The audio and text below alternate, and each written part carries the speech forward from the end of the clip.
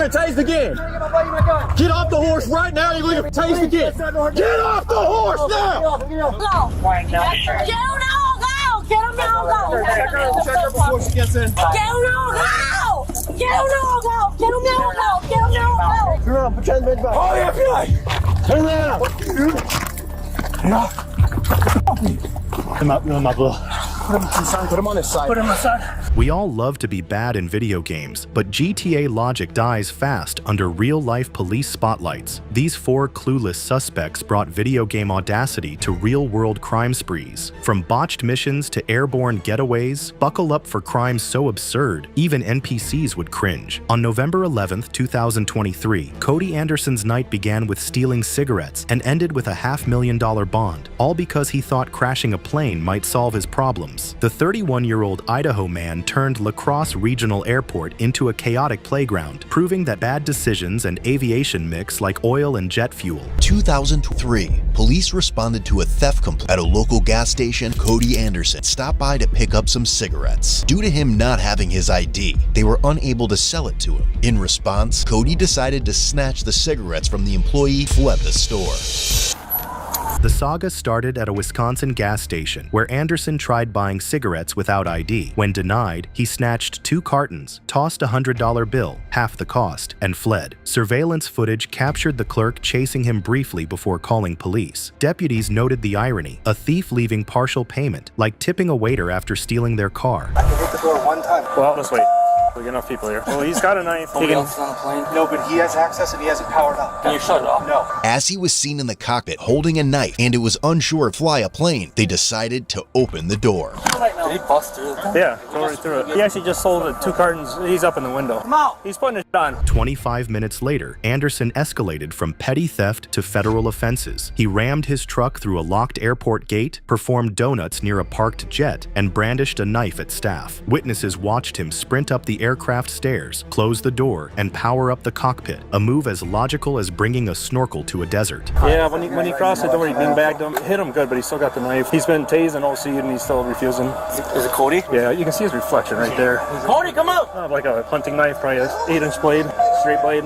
We're not gonna hurt you if you come out with your hands up, nothing in them. We'll get you help. Come on out, Cody. Deputies arrived to find the jet's engines humming. A crew member warned the door could only be opened once from outside, forcing a tactical dilemma. Body cam footage showed officers debating tasers and beanbag rounds while Anderson taunted them from the cockpit, claiming to be a suicide bomber and shouting Allahu Akbar. His aviation skills, however, remained dubious at best. Cody, where are you from? I don't. How did we end up here today? Talk plan today. Do you have any explosives with you? What kind of explosives do you have? C4? Where did you get that? Government? Cody threatened to blow up the plane using C4 explosives he claimed to have obtained from the government. Negotiations stalled as Anderson demanded bathroom breaks and ranted about C4 explosives. Police discovered his truck contained knives, a stun gun, and .40 caliber ammo, but no bombs. Background checks revealed he'd been arrested weeks prior for drunkenly doing burnouts in a cornfield, a fact that explained both nothing and everything at the same time. Well, you can go to the bathroom once you get off the plane, but we gotta get there first, man. While Cody repeatedly stated his need to take a shit, police went to the back of the plane to disconnect the main battery supply line, effectively disabling the aircraft.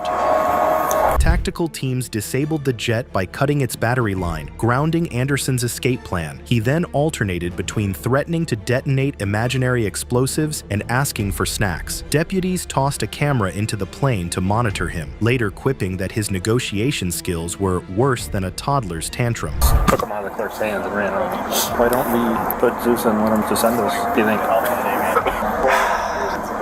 His leg is like, he hasn't, all his negotiations, he hasn't done anything. Like the agency at this point, we're starting to lose out on it because we've taken away the ability for the plane to move. After 45 minutes of incoherent demands, Anderson fell silent. SHIELD teams stormed the jet, finding him sprawled across the pilot's seat with stolen cigarettes nearby. He surrendered without resistance. But he had a knife on the plane. He had a knife on the plane. He dropped it and Steve grabbed it. Yep. Yep. But he's claiming he had another one. It's the front of the plane window. I wonder that would take the shooting walls out. Probably be a hell of a lot, wouldn't it? Yeah, I don't think that rifle's gonna poke straight through there. Yep. A search uncovered more knives and medications in his bags. Staff confirmed he'd tried closing the door repeatedly, unaware it only latched from outside. The $30 million jet sustained minor damage, though Anderson's dignity wasn't as fortunate. He's my suspect in my cigarette theft case, too. I didn't bring it. There you go. Those are broke, too. No, not yet. I don't know where they're at. I don't know if they hit him or not. You got it.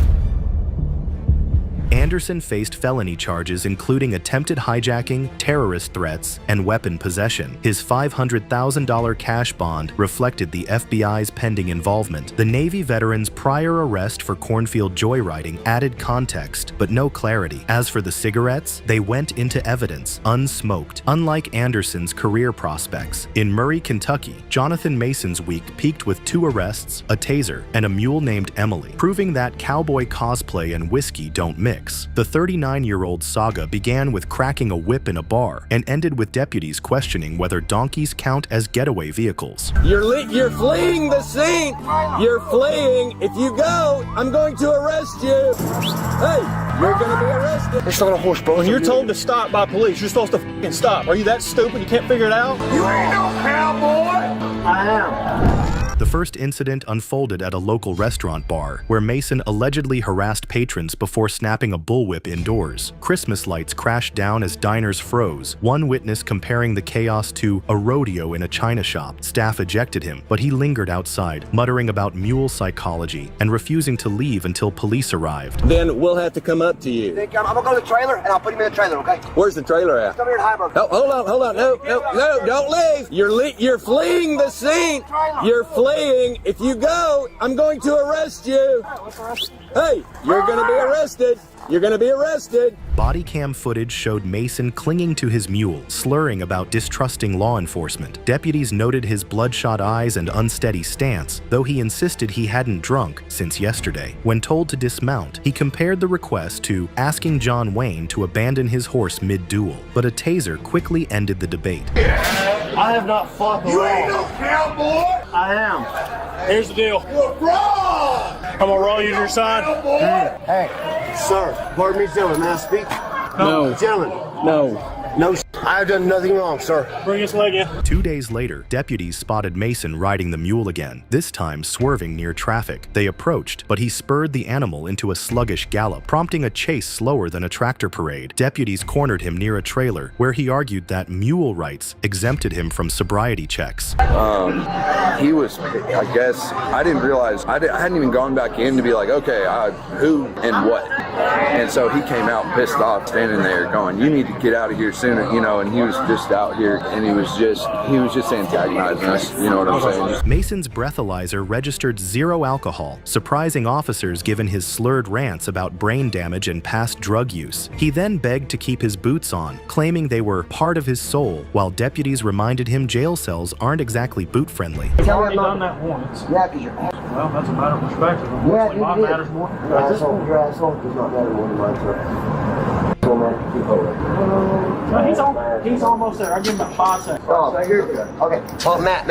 I'm trying to, like, 5 seconds, like, dog. All right, let's go. Hold on. Okay. At the station, Mason shifted between apologizing and lecturing deputies on equine ethics. He cited Young Guns 2 as a legal defense and asked for a cigarette, insisting prior arrests included smoke breaks. Jail staff noted his charges: disorderly conduct, resisting arrest, fleeing police, and added cruelty to animals for stressing the mule. I could not let you hurt me or my animals, sir. All I was going to do is check your eyes, see if you were Dog. okay. Okay, blow. Just big blow. Constant. Keep going. Good. Keep going. Okay, it's good. Will we read?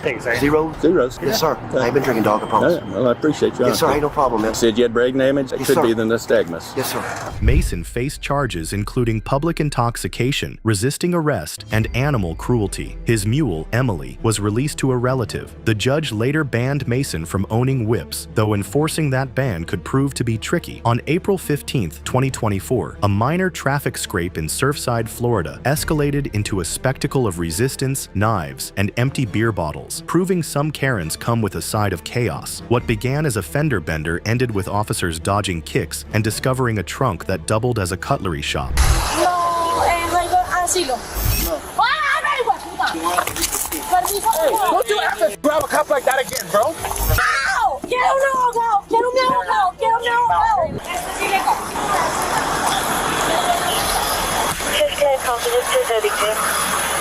Body cam footage opened with Karen Monroy-Delian, 25, arguing over a scuffed bumper while refusing to hand over her license. She dismissed officers speaking Spanish, insisting she didn't understand, though her commands to watch me leave needed no translation. Witnesses described her attempting to flee the scene with her car still wedged against the other vehicle. The car.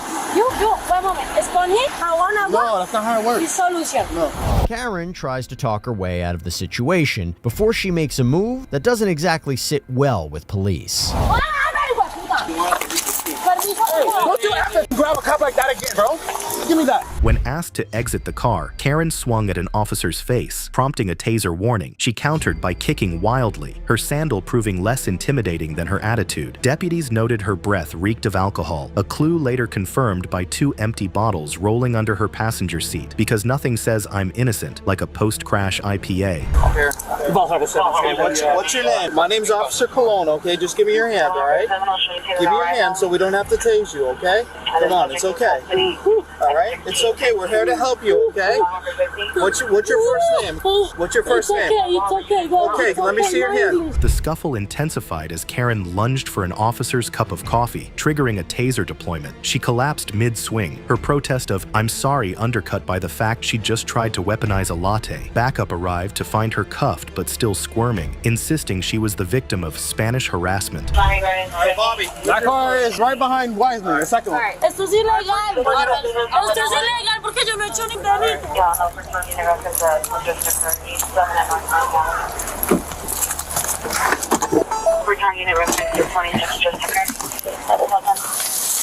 A search of her car revealed an arsenal of kitchen knives stashed under seats and in compartments. Officers counted 6 blades in total, enough to stock a steakhouse, though Karen later claimed they were for camping. The pièce de résistance, a blood alcohol level triple the legal limit, paired with no valid driver's license. I mean, the front pocket on the right. The door. I was trying to tell you the part from the side. ¡Quiero un abogado! ¡Quiero un abogado! ¡Quiero un abogado! ¡Quiero un abogado!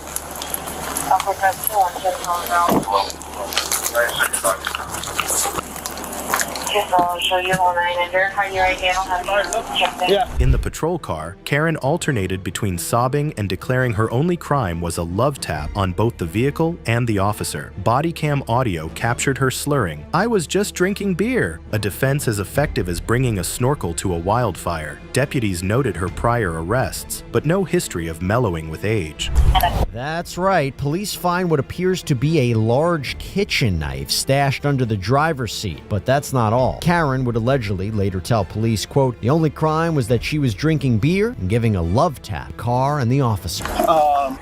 Wiseman, I got here. Booking paperwork listed charges: DUI, battery on an officer, resisting arrest, and careless driving. Karen pleaded not guilty, claiming the knives were culinary tools and the alcohol left over from a party. The bond conditions included mandatory alcohol counseling and a ban on carrying sharp objects larger than a butter knife. A judge set her bond hearing for fall 2024, giving her a few months to practice sobriety, or at least find better hiding spots. On January 15th, 2024, Stephen Garul redefined drive-through banking by crashing a pickup truck into an Albuquerque financial institution twice. The 32-year-old's spree included a car dealership break-in, a tire iron assault, and a plea for the FBI that fell flatter than his getaway strategy. Oh.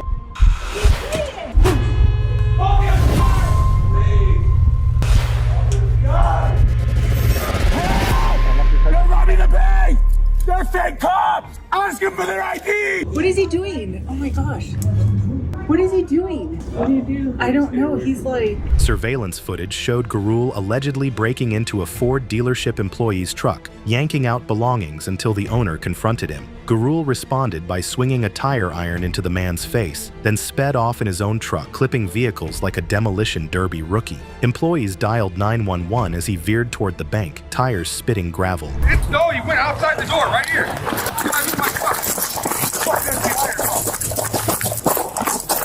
What's he wearing? Get on the ground! Get on the ground! Get on the ground! Witnesses inside the bank froze, and employees dove behind counters as Gurule rammed through the entrance. He reversed and accelerated again, turning the lobby into a bumper car arena. Body cam footage captured officers arriving to find Gurule pinned in his truck. He's not. What's your name? Darrell Jones. Darrell Jones? Darrell Jones. What's your birthday? We don't want to hurt you. Darrell okay? Jones? So just relax, okay? Just lay there and relax. Nobody's hurting you. Okay. We have an ambulance on its way. We're getting you some help.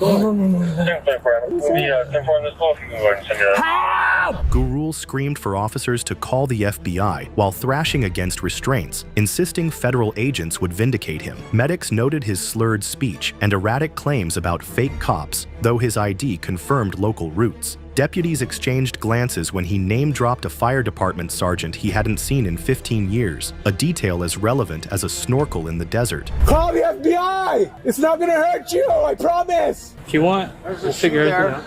Sheriff! They're not real! Call the fire sergeant, Ortega! Dude, that was like 15 years ago, man. What do you know about that, though? Because I've been on a while. As Gurule was loaded onto a stretcher, he alternated between whimpering about chest pain and demanding agents arrest the officers. Medics cut off his pants to check injuries, revealing workout-worthy abs that drew a deputy's half-sarcastic praise. Gurule's retort? Call the FBI and my lawyer.